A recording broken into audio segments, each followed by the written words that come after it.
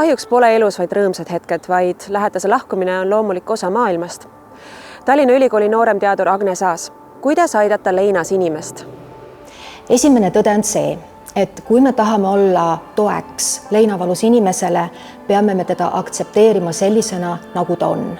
See tähendab seda, et me peame aktsepteerima ka tema käesolevat toimetulekumehhanismi leinaga. Isegi kui see toimetulekuviis meile võib-olla kõige õigem ei tundu või kui selle inimese potentsiaalsed nutuhood või valusatest teemadest rääkimine meile endale hirmutavalt mõjuvad.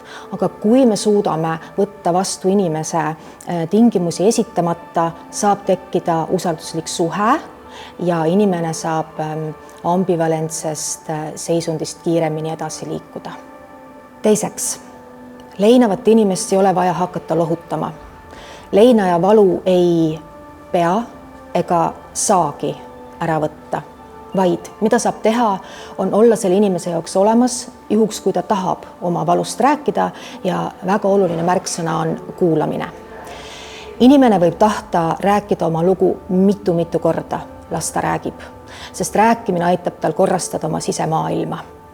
Ja oluline on veel teada seda, et üksinda olles kaotusvalu suureneb, mis tähendab seda, et igasugune toest ilmajätmine võib inimese sees kriisi suurendada. Niisiis, ära karda helistada, lihtsalt selleks, et öelda, ma olen olemas, kas on midagi, mida sa vajad.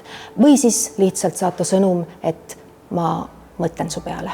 Kolmandaks, leinaperioodi hilisemas faasis võib lisaks kuulamisele hakata esitama inimesele küsimusi, mis suunavad tema tähelepanu tänasesse päeva. Et ta saaks aru, et vaatamata juhtunule, vaatamata valule läheb elu edasi.